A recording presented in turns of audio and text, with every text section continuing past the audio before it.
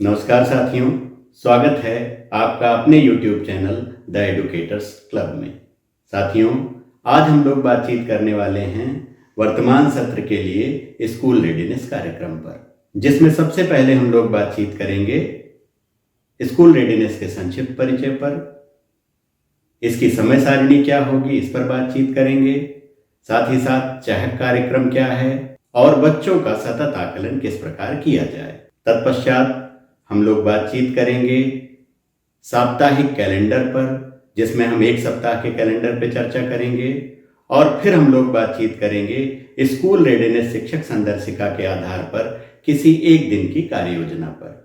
उसके बाद हम लोग बातचीत करने वाले हैं कि इस कार्यक्रम में प्रधान अध्यापक, नोडल शिक्षक संकुल, नोडल शिक्षक तथा ARP की क्या भूमिका होगी। तो आइए देखते हैं स्कूल रेडीनेस कार्यक्रम के अंतर्गत हमें क्या क्या करना है। राष्ट्रीय शिक्षा नीति 2020 एवं निपुण भारत मिशन के अंतर्गत पूर्व प्राथमिक शिक्षा को प्राथमिक शिक्षा का प्रथम सोपान माना गया है। यहाँ यह भी उल्लेखनीय है कि बच्चों के मस्तिष्क का 80% विकास 5 से 6 वर्ष के पूर्व ही हो जाता है। NCERT द्वारा 12 सप्ताह का विद्या प्रवेश कार्यक्रम तैयार किया गया है, जो कि गतिविधि आधारित शिक्षण पर आधारित है। इस कार्यक्रम को कक्षा 1 में लागू करते हुए बच्चों को औपचारिक शिक्षा के लिए तैयार करने पर जोर दिया गया है। विद्या प्रवेश कोर्स में दी गई सैद्धांतिक संरचना के अनुसार राज्य की आवश्यकताओं को ध्यान में रखते हुए 12 सप्ताह का स्कूल रेडीनेस कार्यक्रम तैयार करके सत्र 2022-23 में कक्षा 1 में गतिविधि आधारित शिक्षण कार्य कराया गया और इस कार्यक्रम के उत्साहजनक परिणाम प्राप्त हुए। इसीलिए वर्तमान सत्र में 2023-24 में भी 12 सप्ताह का स्कूल रेडीनेस कार्यक्रम संचालित किया जाना है। आइए अब देखते हैं इस कार्यक्रम की वर्तमान सत्र की समय सारिणी क्या होगी। जैसा कि आप सभी जानते हैं, 1 अप्रैल से नवीन सत्र प्रारंभ हुआ। तो नवीन सत्र में 1 अप्रैल से 9 अप्रैल तक चहक कार्यक्रम संचालित किया जाएगा, जिसके अंतर्गत बच्चों का पंजीकरण होगा और अभिभावकों का उन्मुखीकरण होगा। 10 अप्रैल से 15 मई तक तकरीबन 35 दिन में आपको स्कूल रेडीनेस कार्यक्रम के 5 सप्ताह की गतिविधियों को करना होगा। इसके बाद ग्रीष्मावकाश होगा।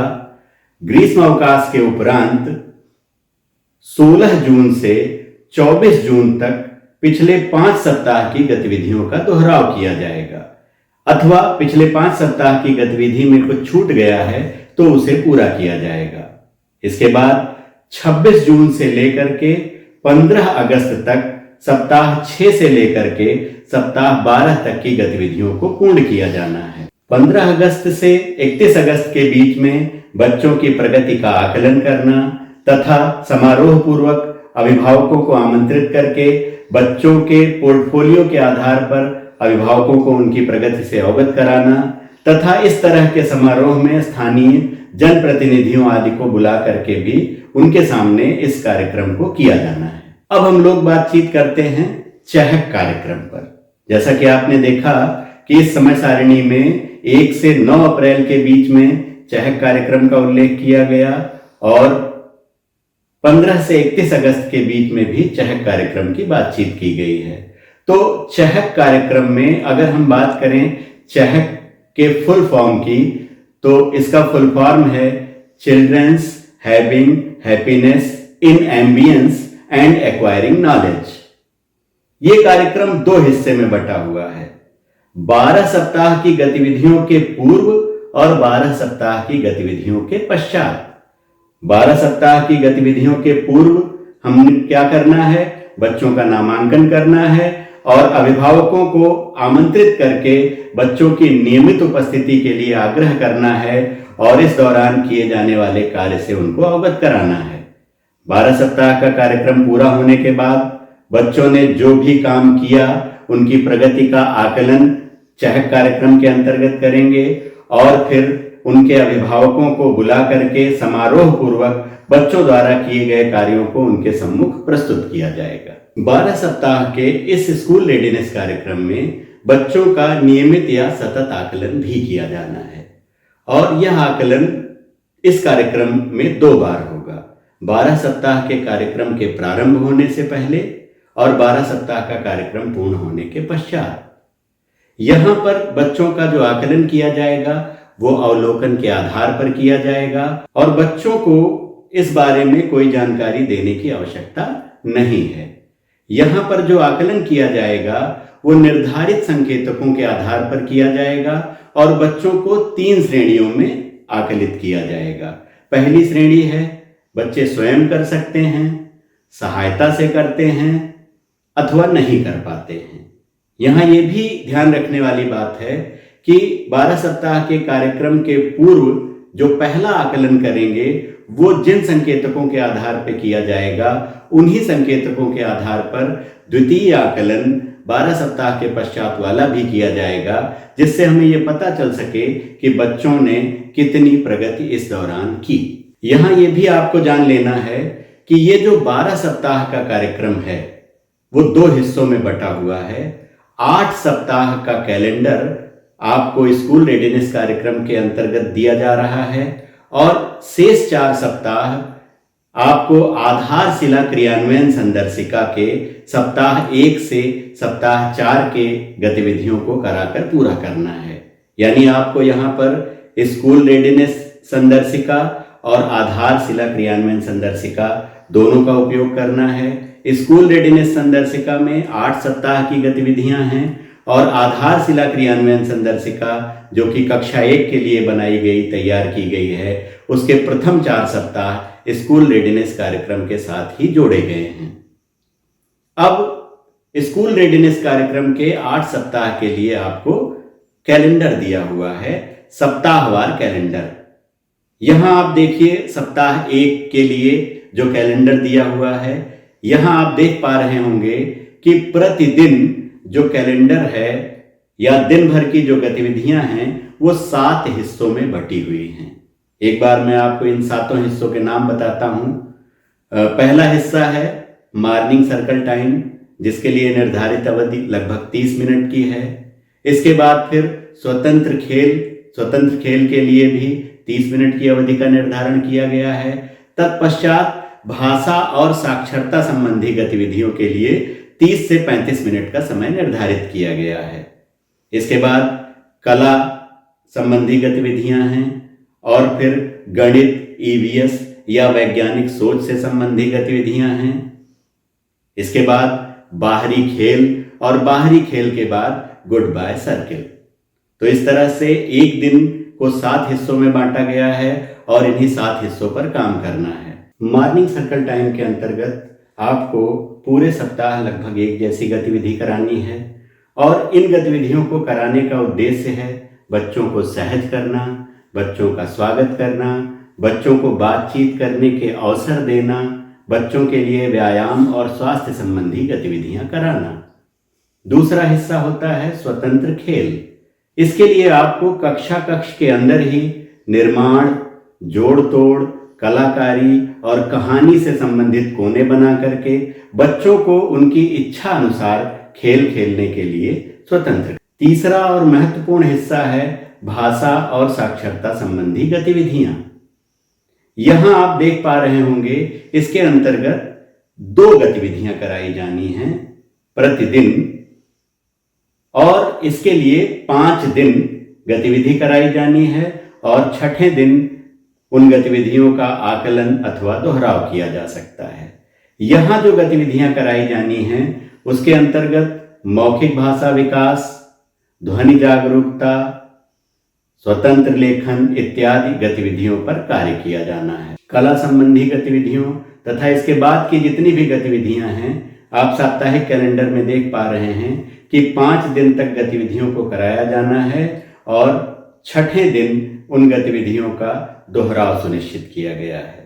तो कला संबंधी गतिविधियों के अंदर मुख्य रूप से बच्चे की मोटर स्किल पर काम किया जाना है, जिसमें उभरता लेखन भी शामिल होता है। कला संबंधी गतिविधियों के बाद लंच होगा और लंच के बाद जब बच्चा लौट कर आएगा तो गणित, ईवीएस या वैज्ञानिक सोच संबंधी गतिविधियां कराई जानी हैं।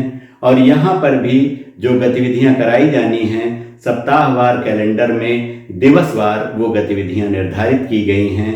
5 दिन की गतिविधि के बाद छठे दिन दोहराव होगा। इसके पश्चात बाहरी खेल संबंधी गतिविधियां कराई जानी हैं।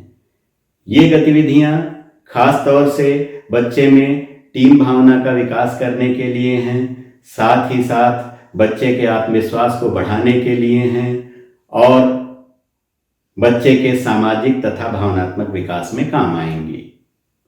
और अंत में गुड बाय सर्किल टाइम दिया गया है, जिसके अंतर्गत मुख्य रूप से दिन भर की गतिविधियों की पुनरावृत्ति करानी है और वो सारी चीजें आपको सप्ताहवार कैलेंडर में दी गई हैं। जिस तरह से एक सप्ताह का साप्ताहिक कैलेंडर है, ठीक उसी प्रकार से 8 सप्ताह के लिए साप्ताहिक कैलेंडर दिए गए हैं और इस कैलेंडर में संक्षिप्त रूप से गतिविधियों का उल्लेख किया गया है। इन गतिविधियों को कक्षा कक्ष में आप कैसे कराएंगे, इन गतिविधियों में क्या क्या करना होगा, इसके लिए आपको स्कूल रेडीनेस संदर्शिका दी गई है, जिसमें 8 सप्ताह की गतिविधियों को विस्तार से दिया गया है। इन गतिविधियों को किस तरह से किया जाना है, इसको समझने के लिए आइए देखते हैं प्रथम दिवस की समस्त गतिविधियों को किस तरह से किया जाना है शिक्षक संदर्शिका के पृष्ठों पर। जैसा कि आप देख पा रहे होंगे कि यहाँ पर प्रत्येक गतिविधि के लिए, प्रत्येक गतिविधि से तात्पर्य यहाँ पर है जो 7 हिस्सों में एक दिवस को बांटा गया है, जैसे मॉर्निंग सर्कल टाइम, स्वतंत्र खेल आदि। तो यहाँ पर प्रत्येक गतिविधि के लिए गतिविधि का नाम दिया गया है, उस गतिविधि को क्यों कराया जाए, इसका उद्देश्य क्या है, ये दिया गया है। साथ ही साथ इसके लिए कैसी तैयारी करनी होगी और कौन सी सामग्री का उपयोग किया जाएगा और अंत में उस गतिविधि को कैसे कराया जाना है, वो गतिविधि के चरण विस्तार पूर्वक दिए गए हैं। आपको इन्हीं चीजों को ध्यान में रखते हुए कक्षा कक्ष में दिवसवार गतिविधियां करानी हैं। तो जैसा कि आप देख पा रहे हैं, संदर्शिका में दिवसवार हर दिन की गतिविधियां विस्तार पूर्वक दी गई हैं और आपको इन्हीं गतिविधियों को कक्षा में पूरी तरह से कराना है। आइए अब हम लोग बातचीत करते हैं कि इस कार्यक्रम में प्रधान अध्यापक की क्या भूमिका होगी। इस कार्यक्रम में प्रधान अध्यापक की बहुत ही महत्वपूर्ण भूमिका है और प्रधान अध्यापक को सबसे पहले चहक कार्यक्रम के अंतर्गत जो किट निर्धारित है और जो टीएलएम निर्धारित है वो उपलब्ध कराना होगा। साथ ही साथ सत्र 2022-23 में जिस शिक्षक ने स्कूल रेडीनेस कार्यक्रम का संचालन किया है, उसे ही वर्तमान सत्र के लिए नोडल शिक्षक नामित करना होगा। इसके बाद प्रधान अध्यापक की महत्वपूर्ण भूमिका है अभिभावकों का उन्मुखीकरण करने में। अभिमुखीकरण इस बात का करना है कि बच्चे नियमित विद्यालय आएं और स्कूल रेडीनेस कार्यक्रम का लाभ उठा सकें।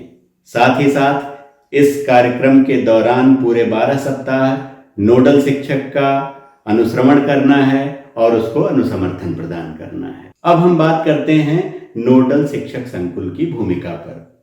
यहाँ पर स्कूल रेडीनेस कार्यक्रम के लिए नोडल शिक्षक संकुल नामित हैं। तो नोडल शिक्षक संकुल का मुख्य कार्य होगा कि प्रत्येक 15 दिवस के बाद विद्यालय समय के उपरांत जितने भी नोडल शिक्षक हैं उन सभी के साथ ऑफलाइन अथवा ऑनलाइन बैठक करना और बैठक करके उनकी परीक्षाओं का समाधान करना होगा। साथ ही साथ प्रधानाध्यापक का सहयोग प्रदान करते हुए बच्चों की नियमित उपस्थिति सुनिश्चित कराना होगा और यह भी सुनिश्चित कराना होगा कि निर्धारित कैलेंडर के अनुसार 12 सप्ताह का कार्यक्रम संचालित किया जाए। अब हम लोग बात करते हैं एआरपी साथियों की भूमिका पर। तो एआरपी साथी जब भी सपोर्टिव सुपरविजन के लिए जाएंगे तो ये इस दौरान नोडल शिक्षक का उत्साहवर्धन करेंगे, साथ ही साथ उनको प्रोत्साहित भी करते रहेंगे और उनको जहां भी आवश्यकता होगी उनका अनुसमर्थन प्रदान करेंगे और निर्धारित कैलेंडर के अनुसार गतिविधियों का संचालन कराना सुनिश्चित करेंगे। इस कार्यक्रम में सबसे महत्वपूर्ण भूमिका है नोडल शिक्षक की, जिसे ये 12 सप्ताह का कार्यक्रम धरातल पर संचालित करना है। और इसके लिए महत्वपूर्ण ये है कि निर्धारित कैलेंडर और निर्धारित संदर्शिका के अनुसार प्रतिदिन की गतिविधियां कराई जाएं और साथ ही साथ जो टीएलएम इत्यादि का निर्माण है वो नोडल शिक्षक के द्वारा स्वयं किया जाए। आशा है कि आपको स्कूल रेडीनेस कार्यक्रम विस्तार पूर्वक समझ में आया होगा। साथ ही साथ इस कार्यक्रम को संचालित करने के लिए साप्ताहिक कैलेंडर, स्कूल रेडीनेस संदर्शिका तथा इससे जुड़ी हुई अन्य सामग्री आप डिस्क्रिप्शन बॉक्स में जाकर डाउनलोड कर सकते हैं। यदि आपको ये वीडियो पसंद आया हो तो इस वीडियो को लाइक करें, कमेंट करें और शेयर करें। साथ ही साथ अगर आपने अभी तक इस चैनल को सब्सक्राइब नहीं किया है तो सब्सक्राइब करके बेल आइकन प्रेस कर दें ताकि आगामी जितने भी वीडियो हैं वो आप तक सीधे पहुंच जाएं। धन्यवाद।